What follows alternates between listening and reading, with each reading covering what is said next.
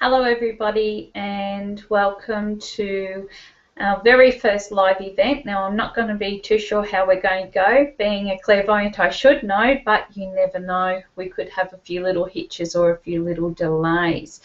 Now the free talk is about working with your gift. Now many people may know me as Carolyn Flynn or Carolyn Clairvoyant via YouTube or through my website. And I want to discuss with you the different abilities that we have and what you may have within yourself. And it's helping you identify with this and perhaps giving you a little bit more direction and understanding of what your gift or what your ability may be. And especially if you're speaking to somebody from that particular area that you like or expertise, it gives you a better understanding of what they can deliver. Okay, so for instance, we have mediums, we have clairvoyants, we have psychics, we have empaths, sensitives, there are healers, okay, that may specialize in things such as Reiki, okay, or alternative healing methods.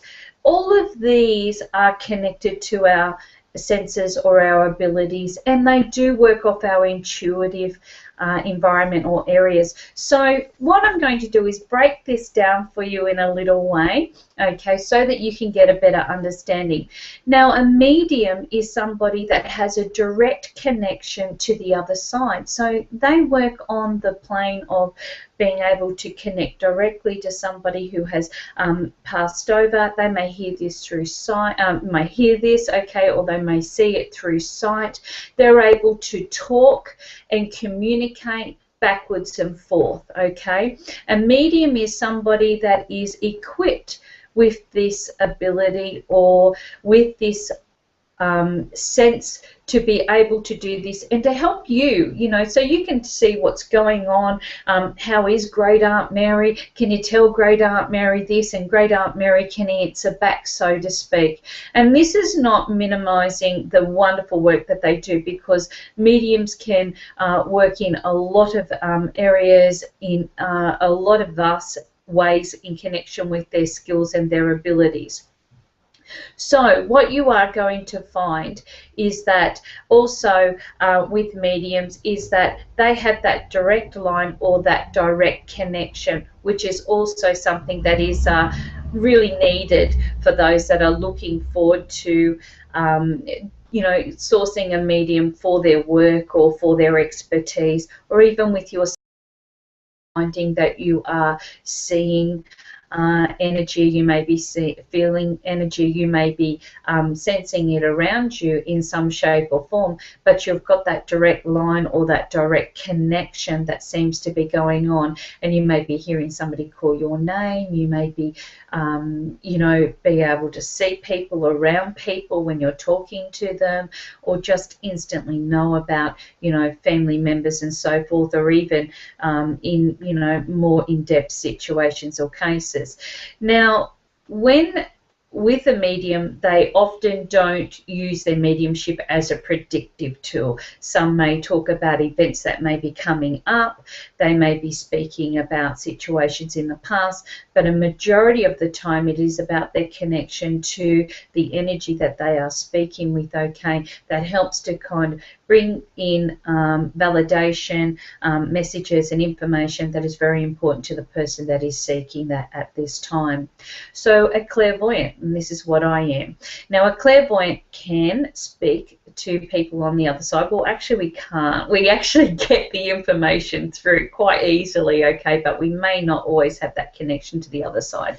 So we can sense spirit, we can receive our messages, and we can have a conversation, but it's not a two-way conversation. It's usually that we'll just get something through happening here. The difference between a medium and a clairvoyant is that we're more predictive. We see the past, we see the future, we see the present. if you're like me, you may find that you're using all of your senses, such as clairvoyance, to be able to see, your clairaudience, which is enabling you to hear, clairsentience, which is instant knowing. Okay, it's like, you know, when you're having a conversation and then all of a sudden you just know what's happening, okay, or you just know an answer. There's clairifraction, which is smelling, okay, and you've got clairagustus, which is tasting. Now, it's not unusual, okay, that when a client comes, or when you are finding that you're discovering your gift or your ability, if it is connected to clairvoyance, that you don't feel, you know, like it's like, oh, I feel like I'm, you know, cold, or I feel like there's, you know, somebody's around me. Or you may see different events such as dreams and so forth. You know, certain things seem to kind of play out in your mind like a bit of a video program, okay, or a video TV show.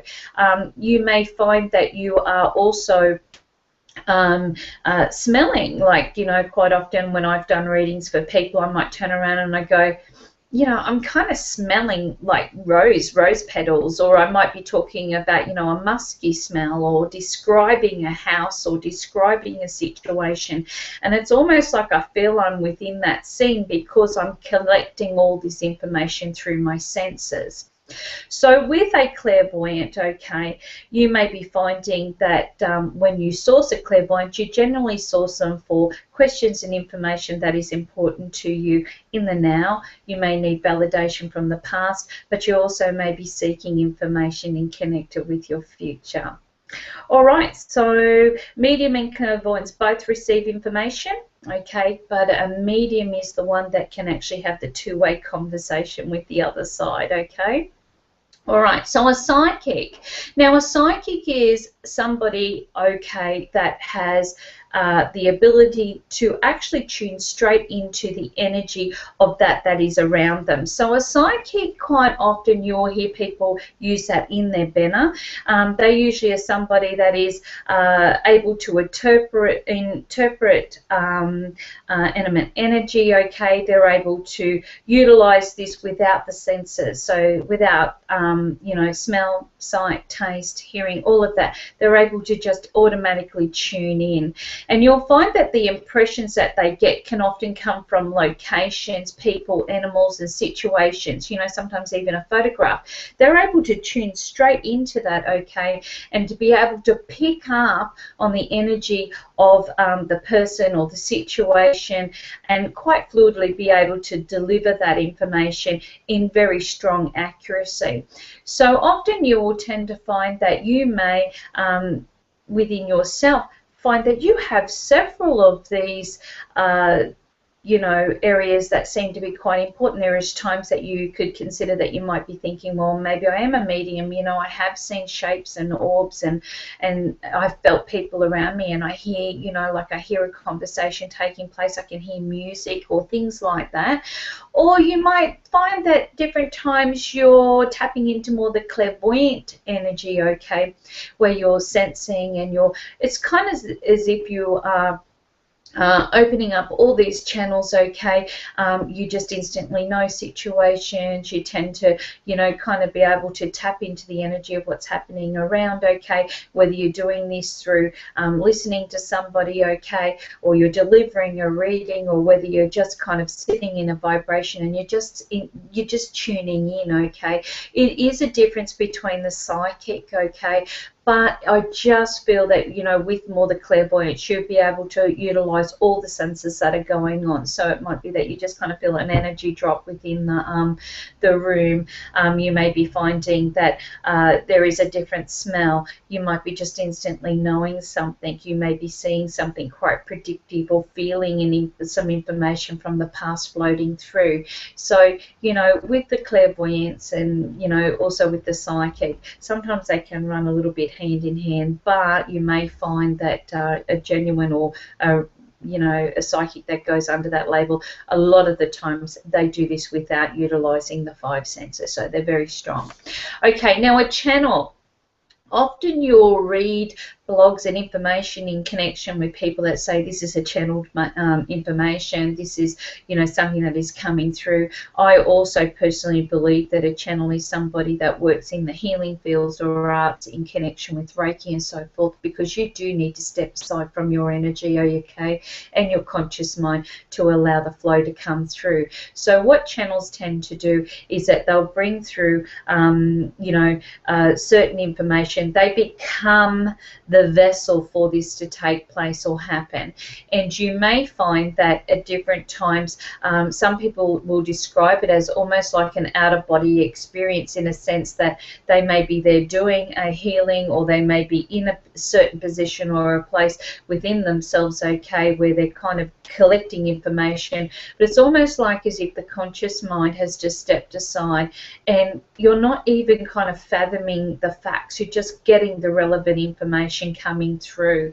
I tend to find when I've used this in connection with my own healings, okay, when I used to do automatic writing, of course we all start somewhere, okay, and I guess I've been utilized everything that's been out there, because that's me. I'm a natural born teacher. I'm a natural born inquisitive person, and my curiosity beseeches me as to how all of this can give us the information that is, connected to the universal energy and our higher source. So often you'll find that with channels, they'll bring through relevant information. It will not be ego-based. It won't, upset people or so forth. It's more about the fact that they bring through what is concrete and important, okay, at this time. So it's straight through them. They allow this to happen. Now, with all of this, and then we're going to get on to the empath, but with all of this, you're utilizing energy that is around you. So in a way, they all are interlinked in some shape or form. Now, with an empath, now this is, can sometimes be classed as a sensitive, okay. An empath actually is taking on the symptoms or the environment within their energy. So, for instance, somebody may come and you're talking to them, and they might be feeling quite sad, but you're feeling quite sad then as well, okay? You find that you can't watch certain, maybe news or certain programs, or you may be finding you avoid certain situations. Because of your sensitivity, you tend to take on, like a sponge, all of that energy that's around you. So if it's negative or overwhelming, or they've got an ache in the leg, or the tennis elbow's playing up, or a headache, or things like that, you take on those symptoms. So you're an empath. You're sympathizing in a sense with this energy or with this person or situation. Now, you would need to learn to build boundaries, understand, is it you? Are you going through this? Are you not? Okay, is it because it's connected to somebody else? So you need to know your body, you need to understand your personal boundaries, okay? And you need to also understand that because you're an empath or you have those sensitivities, you're quite vulnerable. So you're vulnerable to what you eat, you could be vulnerable to the environment. Most of empaths tend to like their own company, because, they tend to feel that they're not taking on this energy field of, feeling absorbed, okay, by situations or circumstances around them. So this is about, working through your protective layers and knowing that that is going to be okay, that you're going to be okay. Now, some may have a little bit of all of this. We all naturally do. But there are some areas that we actually tend to excel in. And for instance, for mine, it seems to be the clairvoyancy and the psychic, okay? I don't call myself a medium in any shape or form, although I do love doing the photo readings, or when somebody asks me, trying to tap in and seeing what information I can get. So I use all of my clairvoyancy abilities to the fullest or the greatest that I can do. Now, I also use divination. Okay, now divination is where we can use products such as tarot cards, we may use runes, numerology, astrology, colors, crystals. you know, it's limitless as to what we may use, and each of those items or forms of divination can help tap in a little bit stronger, give you a little bit more depth of energy, okay, of what's going on. They may be able to deliver the message a little bit clearer, because as you can imagine, when you're dealing in on an energetic level, be it a medium, a clairvoyant, an empath, you know, a channel, a psychic, and so forth, it's almost like at different times it's like jigsaw puzzles, you know, a little piece of information here, a little piece of information there. Some have learned to streamline this and to connect directly to that information and get as much from it as what they can, and others it's a little bit like spits and spats. So for me, it's like my energy, I'll just tune into where I need to be. So if the person is sitting in front of me, okay, I'm connecting directly to them. So this used to happen to me, so I'll go, you know, to tell you a little bit how I kind of got there. But what would happen is that when somebody sat in front of me, sometimes even before they arrived, I would actually start sensing a lot of their energy. Okay, so I might be feeling agitated, I might get a, you know, a little bit of a lump in my throat, I might be feeling my tummy churning a little bit here, I might get an ache or a pain. I might be going through a scenario of a, you know, situation in my mind, okay, or you know, a question would start popping up, or it might be a particular subject, be it about relationships or money or different things like this, the home, the family, about building, you know. I would find myself tuning into this and going, oh wow, I wonder what this is about. And then the person would actually come. This is when I first started. They would actually come, and I'd start doing their reading, and one of their questions would be about the sensation that I had just been through.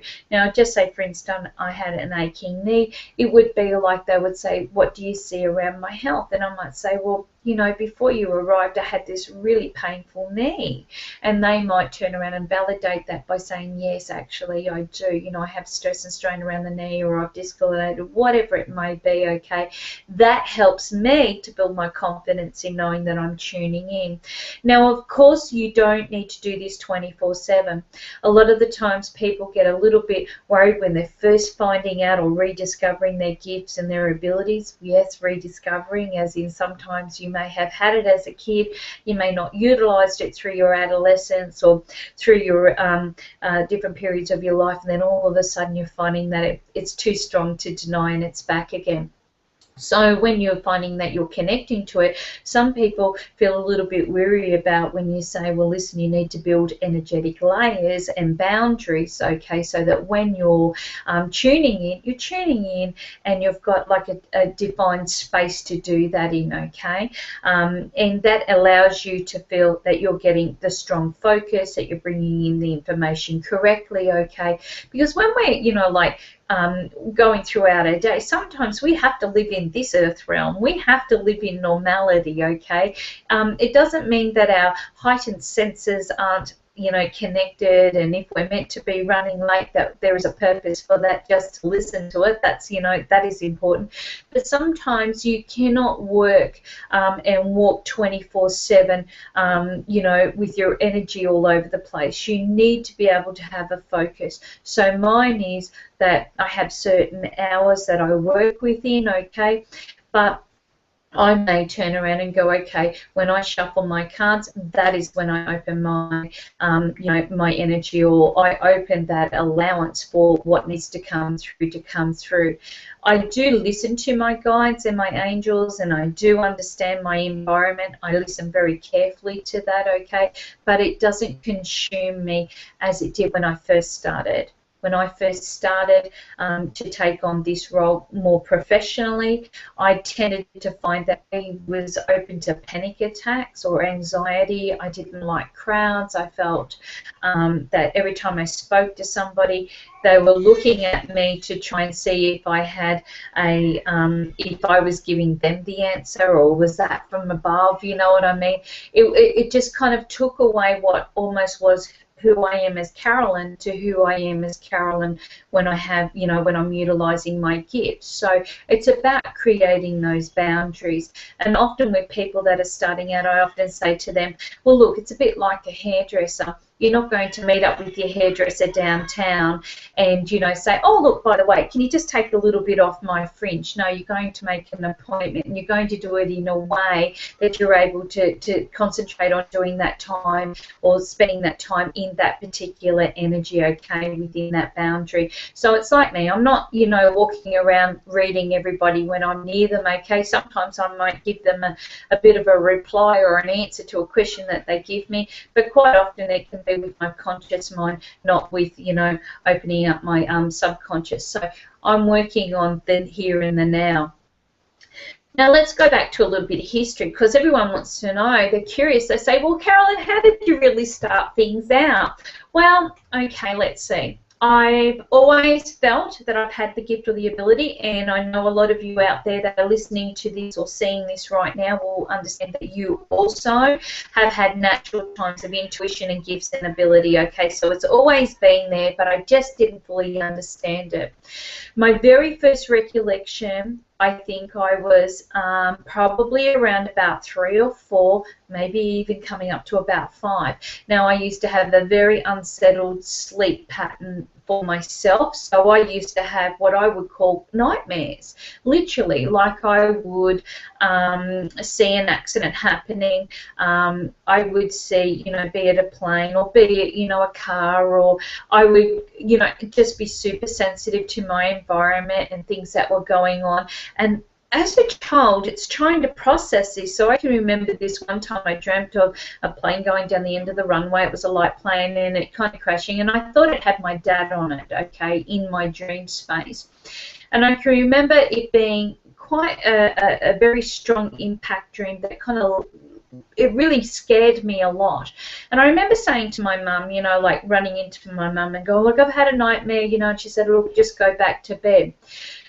Back then, I guess it wasn't until you start to realize that what you're seeing is events that are unfolding around you or influencing you. And it's not like TV was massively big in that period of time neither, because I'm talking about possibly back in, oh, this is going to show my age now, back into the early 70s. So it's not as if I'm kind of going to sit there and watch, you know, a full program or the news or whatever else like that. So basically, I started to realize over the years when I had certain dreams or when I had certain feelings, all of a sudden it became apparent. It became, you know, very much in my face. It was on the news, or I had people talking about it a lot, or I'd walk past a newspaper and it'd be sitting there, okay? So I started to kind of like understand that maybe I was kind of like a little bit different, you know, because I didn't understand this. I didn't understand what my ability was. I didn't understand I was even had a gift, okay?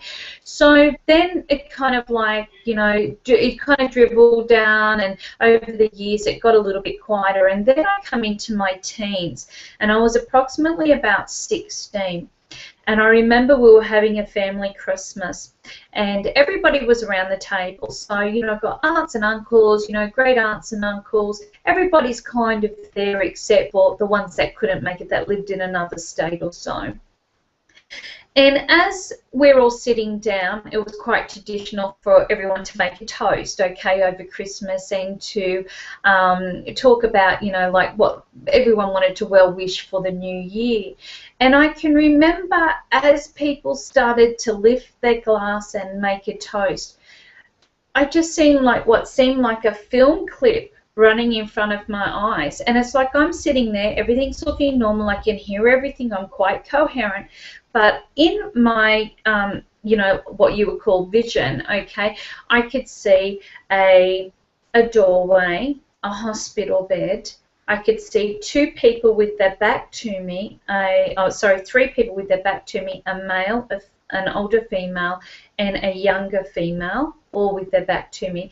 And then as I'm standing there and I'm kind of in my vision looking around the doorway, I could see in this hospital bed my little Nana, my great-grandmother, okay, who was only 76, but anyway, we called her little Nana. And she had a sheet up to her neck, and I could see like monitors and machines and things going on there. I could hear them as plain as day, okay? And then all of a sudden, it's like my mum and my nana arrived, and they took a position at the end of the bed, okay? And then as soon as that happened, I heard the machine kind of, you know, make that beeping sound where it nulls out, and I, you know, kind of like in my mind's eye, I imagined the sheet had been lifted over, okay, my little Nana's head. So as I'm going through this, okay, each person is now going through and they're talking and they're saying, you know, look, here's to the new year, whatever. It came to my time to do this, and as it did, I literally just turned around without even thinking. I said, here's the little Nana, she won't be with us much longer. Well, you can imagine I wasn't sitting at the Christmas table. You know, people were quite horrified when I said it, but then, you know, you get the bit of a laugh and a joke, oh, Carolyn, you know, she's healthy as a horse, she'll outlive, you know, all of us. So I can remember packing up the table, going out to the kitchen, you know, with my mum, and, you know, I said to Mum, I told her what I'd seen. You know, I told her I'd seen the 3 people standing at the end of, at the side of the bed. I couldn't identify them. I seen Nan and her arriving at the foot of the bed and little Nana passing. And my mum said, look, Carolyn, you know, you need to be a little bit careful about how you say things to people because, you know, you could upset people. So I was quite conscious of this, that, you know, on Christmas Day, here I've just kind of blurted out in typical Sag fashion this information, and I, you know, didn't know what else to really say or do after that. You know, I was cautious.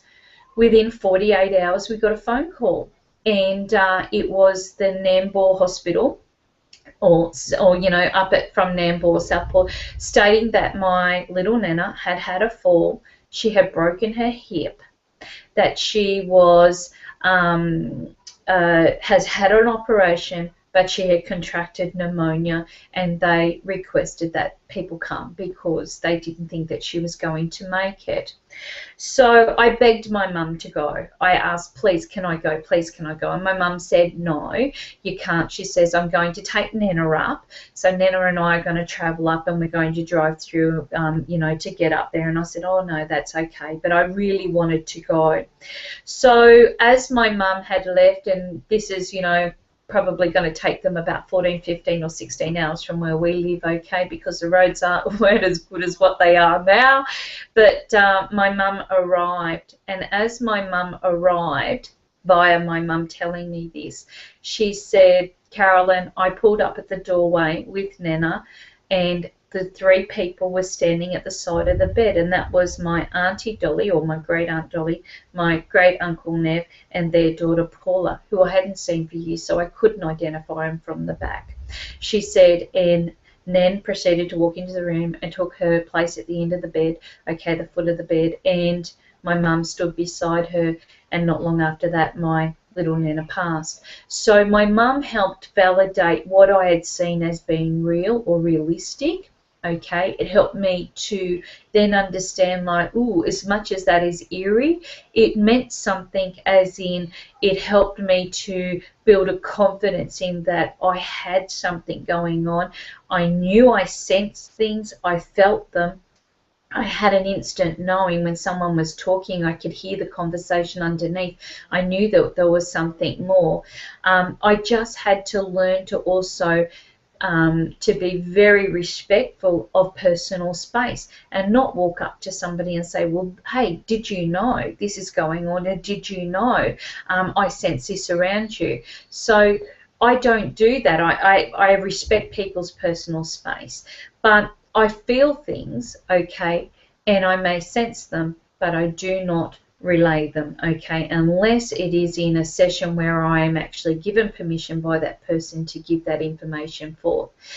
Now, some people may feel that they need to, you know, meditate, burn candles, clear energy, all of those types of things. Work with what works with you best.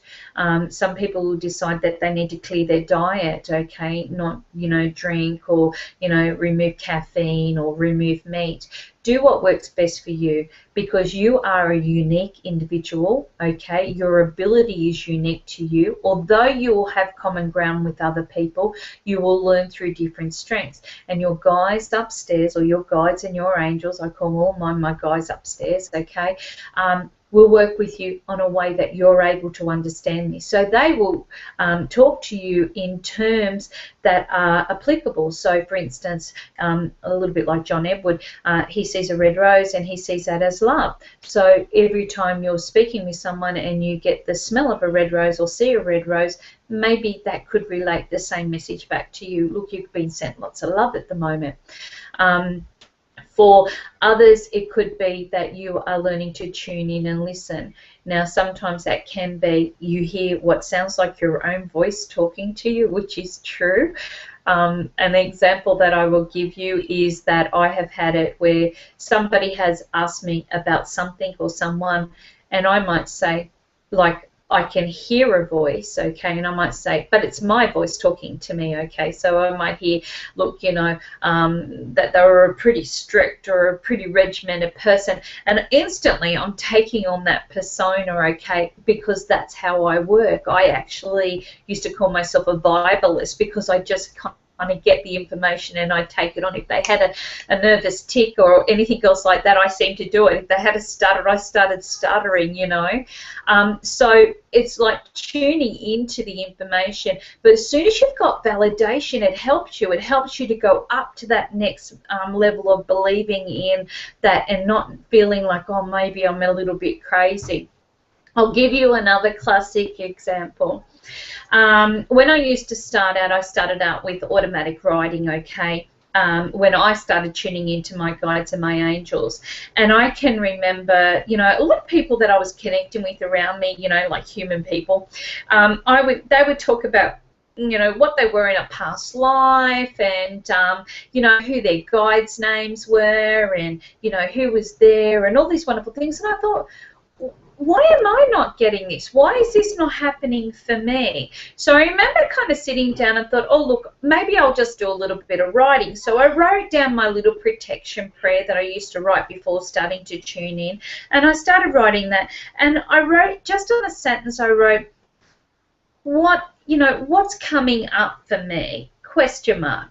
And I kind of sat there, and it's a really unusual thing to kind of explain to people, but it's like as if you just go through an absolute relaxed motion, okay? And I was sitting there and I just kind of relaxed, and it's almost like I feel myself kind of disconnecting, and I'm not thinking about anything. I'm not really kind of conscious of anything. I'm just looking down at the book. And as I started to, of course, I started to kind of, you know, get my information coming through about what was apparently coming up from me. So over time, you know, I'd filled a book, you know, of, you know, little bits and pieces of information. So over time I thought, oh, bugger this, I need to really know, you know, is this real or not? Am I just crazy, or is this, you know, is this real or not? So I said to my guys upstairs one night, I'm sitting there, and I, you know, got pen in hand, and I really hadn't started to write anything. I just kind of like sitting there, and I was just thinking in my head, and I went, are you real or not? Like, how do I know you're real? I mean, like, I don't see you. I apparently hear you. I kind of have a faith that you're there, but are you real? How do I know you're not, it's not a figment of my imagination? And, like, all of a sudden, I just got this absolute, you know, like, thought pattern in my head. What are you expecting? Flashing lights and a drum roll. Well, I burst out laughing. I went, actually, yes, that's exactly what I'm expecting. I'm expecting you to let me know that you're there by giving me a sign, by giving me, you know, something that tells me, yeah, you're real. And it was from that I realized that, you know, faith is a very big thing. They have not let me down. I may have changed different aspects of how I wanted to interpret the information that they've given me, okay? But I know that they've always worked with me at the capacity and growth capacity that I have come throughout the years. Now, some people may notice just before a guide change, okay, that you get a little bit more emotional, okay, a little bit more teary. You may be feeling that you're not sleeping well, you're not well, you know, you might be churning up, you know, all those types of things, okay. And quite often that has been a signal that you're going through a bit of a guide change, so somebody's coming in to help you out that's at a different level. Okay, so I guess we're kind of working around all the little things to do with working with your gift. But the first one is identifying what you are, your strengths. Some people, you know, like me, my first passion was starting off is that I loved astrology. Okay, and I was curious to just read my, you know, monthly stars and what's going on and what's happening, and I would look at this and I'd go like, how do they know that? You know, so it was kind of like it kind of worked, you know, me up into other areas that I wanted to interconnect. And then I started to love, you know, numerology, and I realized the power of numbers and how they can have a massive influence on who you are and what you know, believe you can achieve, your weaknesses and your strengths, just like astrology brings that out for you as well. But the difference with numerology is you can change your name, you can choose to live in a different vibration by the house number. You know, you can have very strong and powerful years, but you're, you know, it's like as if you're kind of like you're able to see this as well. I suppose it's a little bit like astrology as well, but with numbers you can change a few little things there, like, you know, for instance, if your name is just, say, like mine, Carolyn, it comes up as a very strong name, okay, but as soon as someone cuts it down to Kaz, that changes the vibration of my energy, okay. So as soon as I hear it, that makes me, you know, relate differently to when somebody says the word Carolyn. Okay, so, you know, I started with, you know, loving the fact that astrology, numerology, I tried to have a little go at runes, but I really didn't connect with them. And then, of course, I discovered cartomancy, as in playing cards. Now, from the playing cards, I learned that, you know, wow, this is pretty amazing. Not only do the cards give me an idea or an outline of what's going on, but I was able to tune in and get a lot more in-depth information, and that is working with my clairvoyance, okay. Sometimes I would see a card, but I would see in my head a different image or a different feeling. I'd have a different sensation or instant knowing. Okay, I was able to connect the dots a lot quicker. It's like my mind was going tick, tick, tick, tick, okay, all the time and putting it together. So when I'm doing a reading, I do this for people. I may not, you know, I may shuffle the cards now. I mean, I've, you know, I've kind of grown into my gift, but I may shuffle the cards or I may give them the cards to shuffle, okay. And a lot of the times I'll put the cards down as a starter. It's kind of like the entree. It's the starter of getting things going. But as I'm going along, I'm kind of looking past that person and the current, you know, situation, and I'm seeing past that, okay, and I'm seeing other things that are coming in. So as they're asking a question, I'm able to kind of look at that, you know, question, but also see the bigger picture that's coming with that. Now, if it's connected to the past, of course, I'll bring the past up to help validate that's what's going on right now, but also show them what the outcome is as well, okay. So I utilize a different mixture of different forms of divination tools. So eventually I moved into tarot, and the way I got involved with tarot was about 18 or 19 years ago. I met a lady, okay, who came to me when I had at the time about 3 kids, and they were all at home, and oh my goodness. But anyway, she used to come and she would have a reading with me when I used to use the playing cards, and she said to me, "You should learn the tarot." And I said, "No, I don't. I've never really been attracted to the tarot." She said, "No, you should use the tarot because, you know, I think that would be a good tool for you." And I said, "Oh, okay then." So she gave me a tarot deck. She bought me a tarot deck as a thank you, because back then I didn't charge for my reading. So she brought me that as a thank you. And I swear to goodness, we spoke on the phone nearly every day for about 3 months, and I knew those cards inside and out. I knew their meanings. I could see. It was just like, oh my God, I've just been given something that gives me a bigger picture again. It's almost like my mind was going, ooh, you know, like a mad scientist. I now have astrology and numerology. I have, you know, crystals and oils and health and well-being and tarot and playing cards. You know, I was thinking I'm in my absolute element, you know, and not only that, I have a natural gift. So, you know, using the cards over the time, over the years, when I did start to learn to charge people, because that is another step that we have to make. It's like, you know, working out when do we open that door to open and receiving, okay? So I decided that I was going to register a business and I was going to, you know, earn my stripes through doing my readings. And what would happen is that when I first started out, people would phone me, give me their first name, their day and month that they were born, okay, and I would say, okay, now your reading will be ready in 2 days to come and pick that up and pay for it. And I used to sit and literally type their reading out for them, okay. They would come to me and pick their reading up and pay for their reading. I would have about a 10-minute discussion with them about what I felt was coming up for them, and, you know, so forth like that. And then my business grew. I knew nothing of these people. I could not work off their energy of them being in front of me, their facial expressions, their body, or what was going on. I had to tune into my intuition. I had to trust what I was getting through with my abilities and my gifts. And to this day, I believe that made me the person that I am now, because I am able to do that no matter where I am in the world, no matter what I am doing. I could be putting out a load of washing and still be doing a reading. You know, this is the way it works. It's like I've learned that to trust exactly what I've got coming through, not to divert from that, because quite often when you've got somebody in front of you, they may be, kind of, nah, it's not making sense. You know what, if you buy into that, often you'll start changing what you think or what you feel or what you know, because you're thinking you're not gaining an acceptance or a validation from that person, okay? Yet in hindsight, they will leave. They'll really think about that, because the human mind wants to put everything into perspective at once. So they will think about that and they'll go, oh my God, she was right.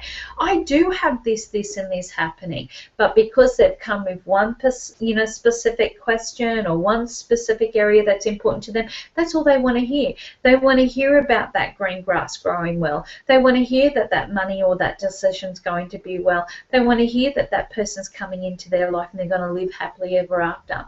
But sometimes there are other pieces of that jigsaw puzzle that need to be built first or put into place first before that can come out. So that's what the glory of having a clairvoyant reading is. It can sometimes open up all different vibrations that are happening, but it gives you a bit of a direction on where you're going with your life or what is happening. It's just listening, you know, tapping into your subconscious thoughts, your subconscious mind and plans and things that you are thinking about, and I'm pulling that out and I'm actually giving that to you in like delivering it back. But I'm delivering it back with structure. I'm giving you, you know, dates, defining, you know, how this is going to happen, you know, giving you a succession of events to put this into play.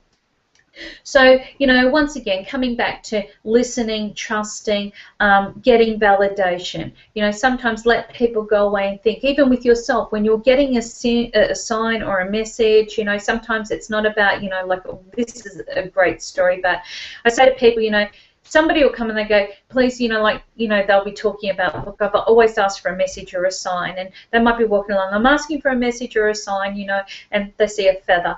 And they go, oh, that's nice. Look, please, just give me a message or a sign. Am I on the right path? They see a couple of more feathers, and they're kind of like, oh, okay then, well, great, yeah.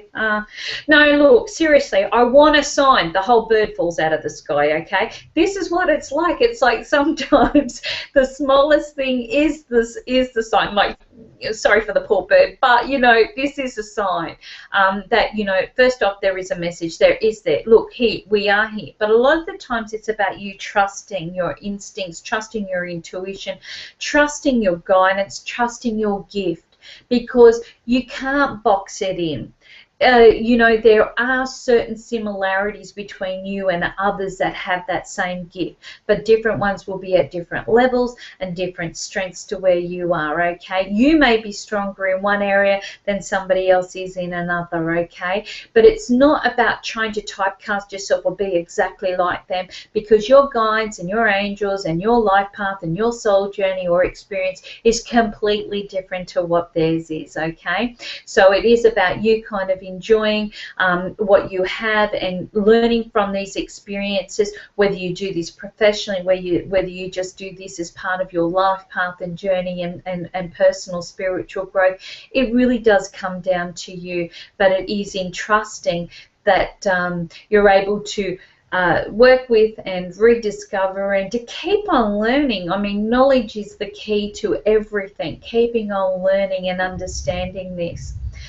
Well, we've kind of come to an area where we're able to wind things down. I'm really hoping that I haven't learned how to interact yet, so you guys have been a captive audience at this stage, but I am really hoping that this live event has helped to open your understanding of, you know, mediumship, psychic, empath, a sensitive, a clairvoyant, what a channel is, and understanding that we all have parts of these gifts, but we are sometimes more aligned with one or two rather than all of them.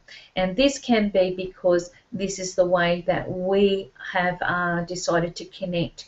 You know, like I said, your guys upstairs, or my guys upstairs, you've got your own guys upstairs, okay?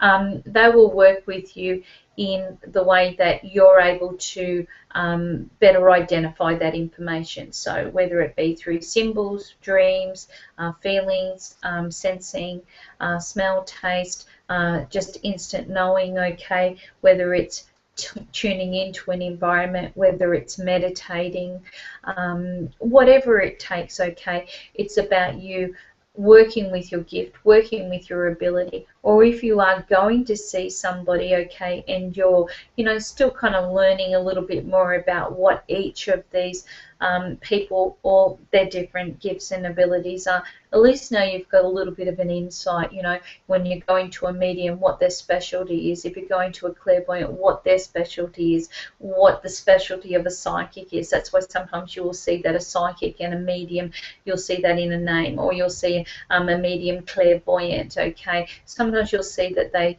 have several strengths, okay, that they put together into their title, okay, because they're working with those abilities. So with a psychic, they're kind of tuning in, but the medium, they're utilizing the senses and their connection with the other side and so forth.